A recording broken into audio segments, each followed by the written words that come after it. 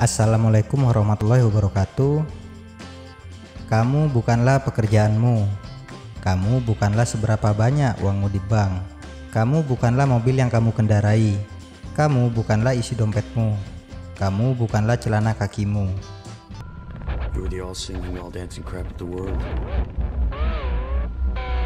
Demikian kutipan legendaris Tyler Durden di film Fight Club. Kutipan itu membuat saya jatuh cinta pada film yang seumuran era reformasi ini. Mungkin Anda belum pernah menontonnya. Mungkin juga Anda sudah pernah menontonnya. Karena merasa film ini berlebihan menggambarkan situasi seorang pekerja keras, atau mungkin Anda merasa film ini sangat provokatif. Bagi saya, film ini adalah gambaran nyata seorang pekerja yang masih relevan hingga hari ini. Film ini layak diapresiasi lebih sebagai sebuah kritik sosial daripada sebuah film baku hantam. Sebuah kritik terhadap gaya hidup pekerja yang penuh tekanan namun diromantisasi dengan belanja sebagai pencapaiannya.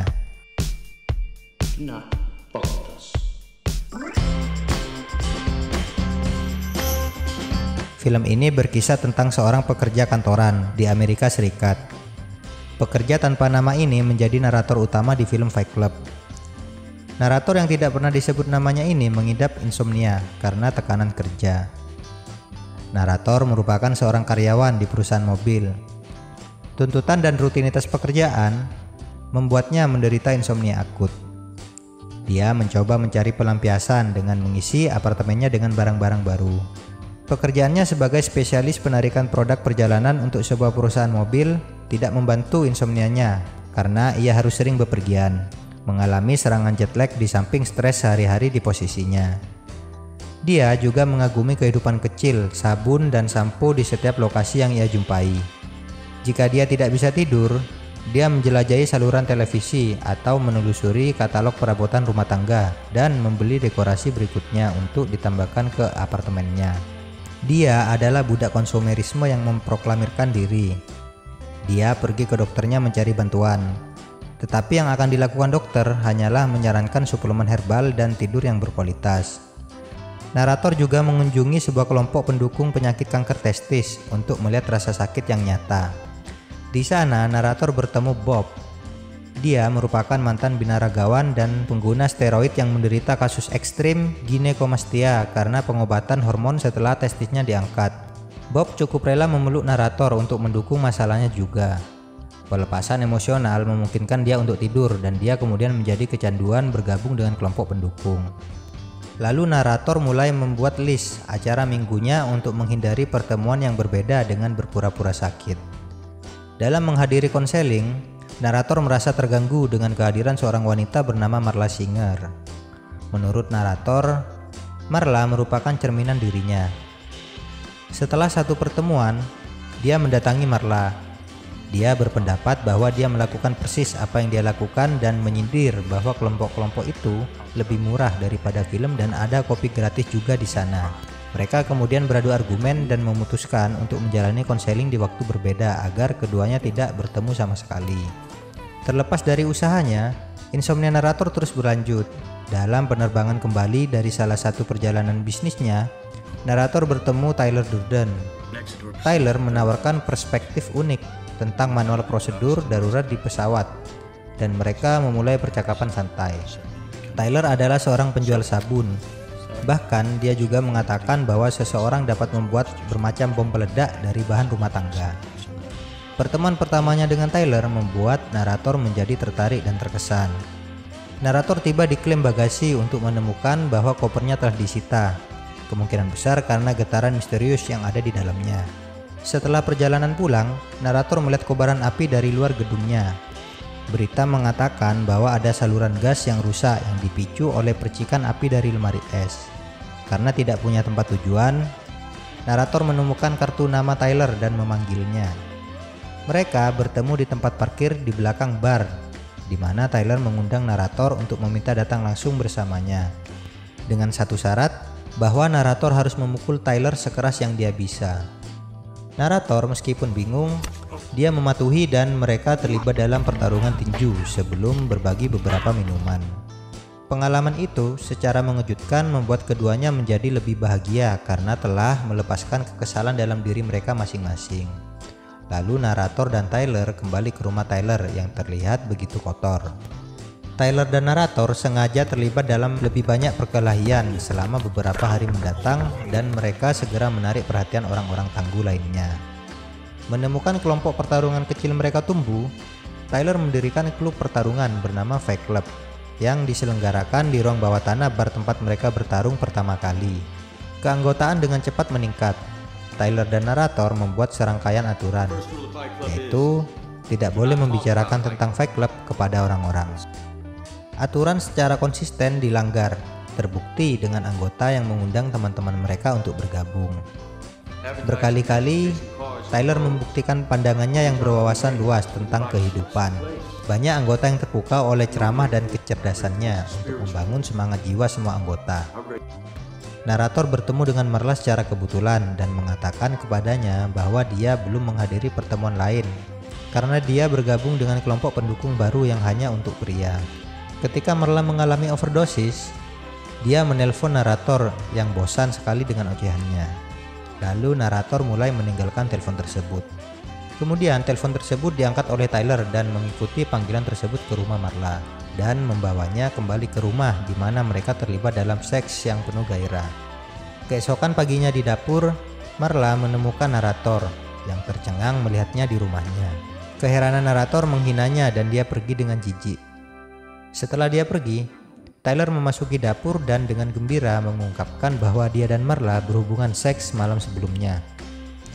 Dia juga dengan serius membuat narator berjanji bahwa dia tidak akan pernah menyebut Tyler kepada Marla.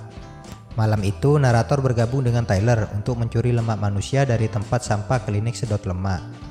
Tyler mengatakan bahwa lemak terbaik untuk membuat sabun ialah berasal dari kulit manusia.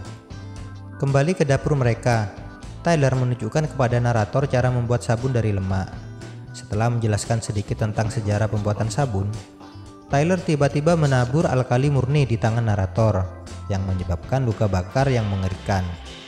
Tyler menolak untuk membiarkan narator mencuci alkali dari tangannya, mengatakan bahwa air akan memperburuk luka bakar tersebut, dan memberitahu narator bahwa luka bakar adalah ritual perjalanan sambil menunjukkan bahwa Tyler telah membakar tangannya juga dengan cara yang sama.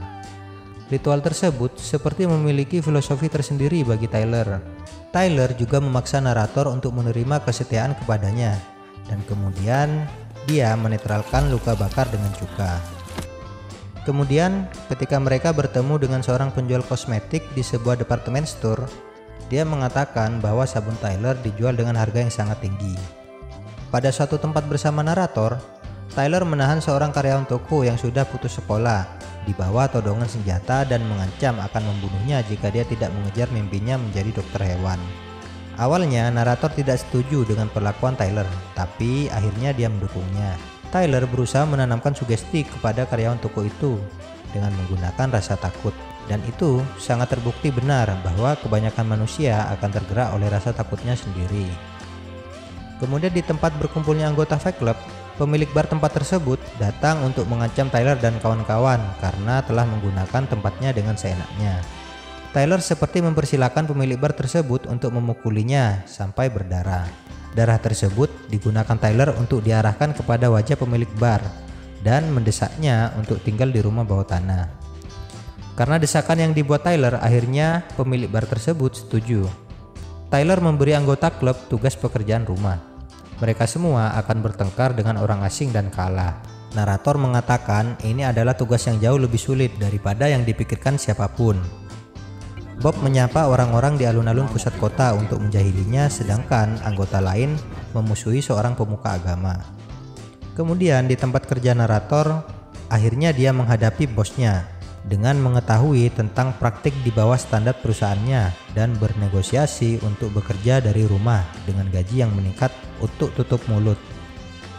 Ketika bosnya keberatan dan memanggil keamanan, narator memukuli dirinya sendiri dengan keras sehingga pada saat keamanan tiba, mereka secara tidak langsung dituntun untuk percaya bahwa bos narator menyerang karyawannya, dan pada akhirnya narator mendapatkan apa yang ia mau. Setelah beberapa hari, Marla muncul lagi dari dalam kamar. Mereka melakukan perbincangan kecil yang membuat Marla kebingungan. Tyler yang berada di ruang bawah tanah mendesak narator agar tidak mengingkari janjinya. Lalu kemudian Marla pergi.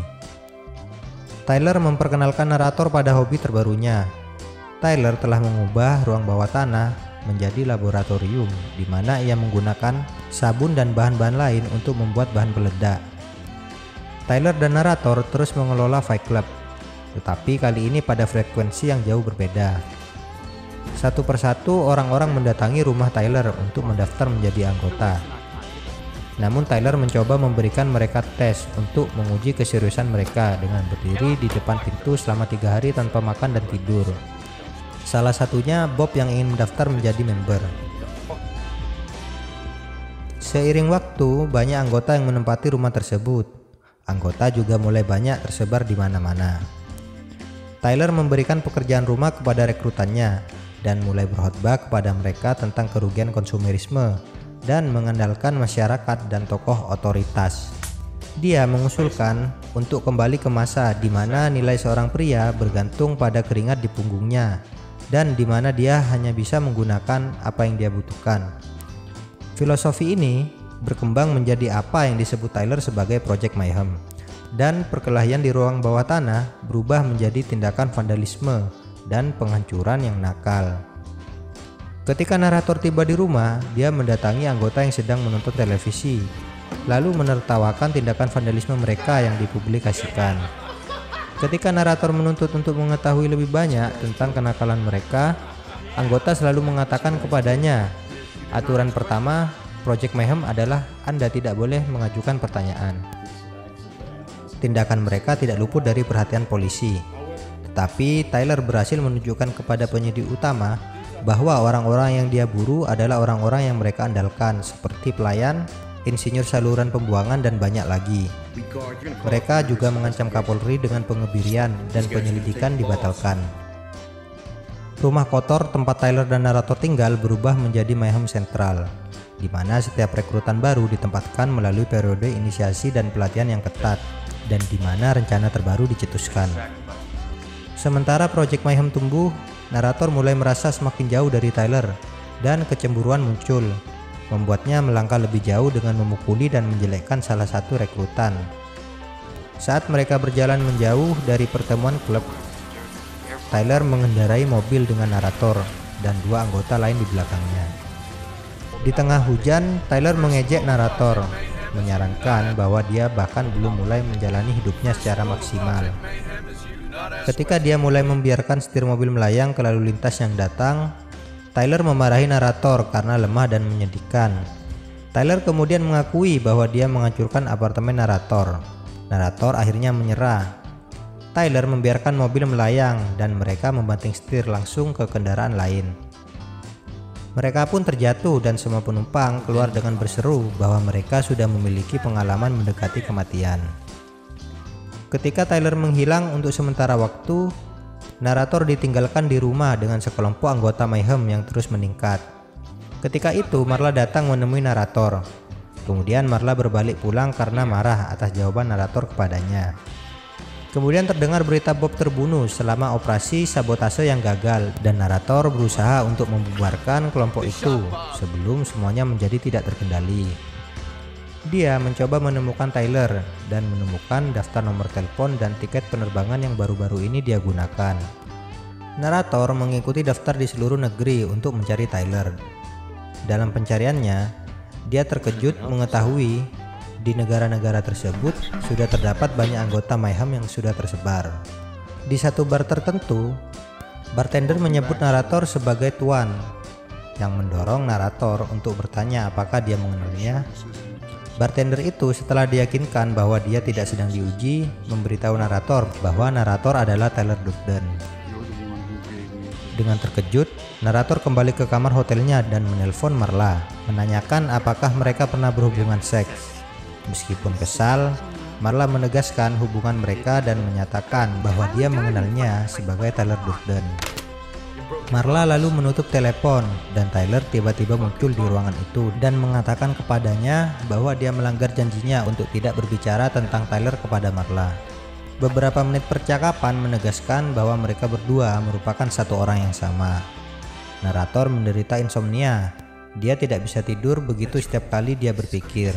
Persona Tyler selalu mengambil alih. Pencerahan itu menyebabkan narator pingsan. Ketika dia bangun, dia menemukan daftar telepon lain dengan panggilan dari seluruh negeri.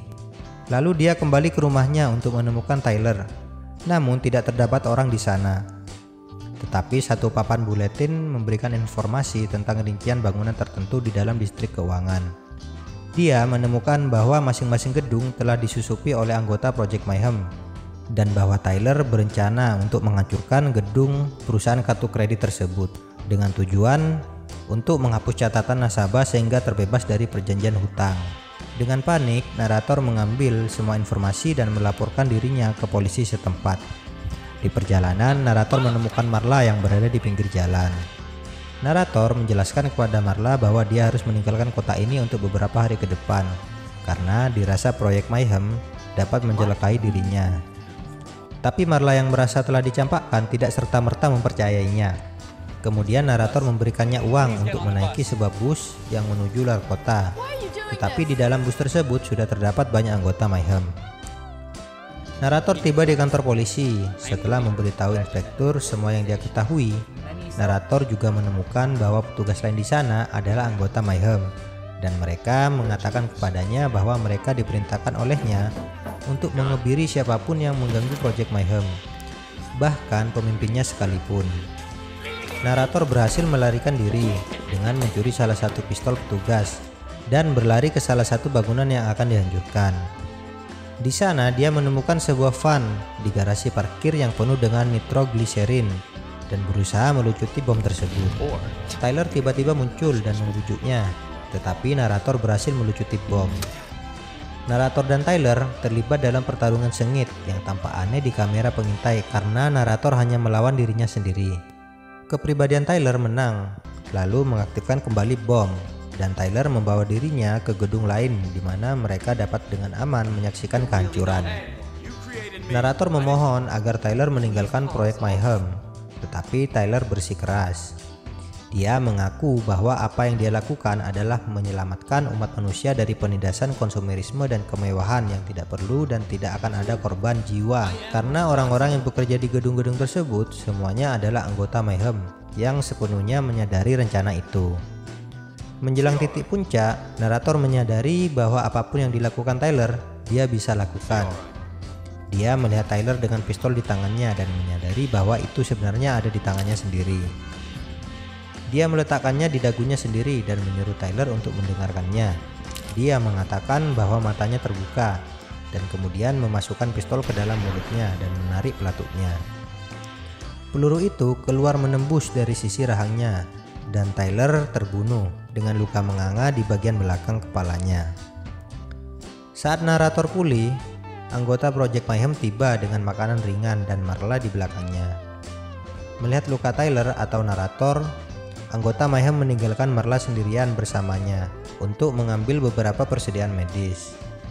Tyler berdiri bersama Marla dan mengatakan kepadanya bahwa semuanya akan baik-baik saja saat ledakan pertama menyalakan gedung di depan mereka. Dan Tyler meraih tangan Marla lalu mengatakan kepadanya, dan film pun berakhir. Iklan membuat kita mengejar mobil dan pakaian, mengerjakan pekerjaan yang kita benci agar kita bisa beli barang yang tak kita butuhkan. Kita adalah anak-anak sejarah tanpa tujuan atau tempat. Tak ada perang besar, tak ada depresi ekonomi. Perang besar kita adalah perang spiritual. Depresi terbesar kita adalah hidup kita sendiri. Ucapan Tyler ini begitu dalam. Terlepas dari kritik sosialnya, secara pribadi Fight Club adalah semacam obat bagi saya dan beberapa teman kala kami dihadapkan pada situasi-situasi sulit. Film ini memberi pesan bahwa apakah kita khawatir dengan kehidupan ketika tak ada yang menginginkan kita, sekalipun orang tua kita ataupun Tuhan itu sendiri, layaknya ucapan Tyler. Sang narator selama hidupnya selalu mendapati banyak masalah. Tanpa sadar ia pun menciptakan alter ego yang dapat menyelesaikan permasalahan dalam hidupnya.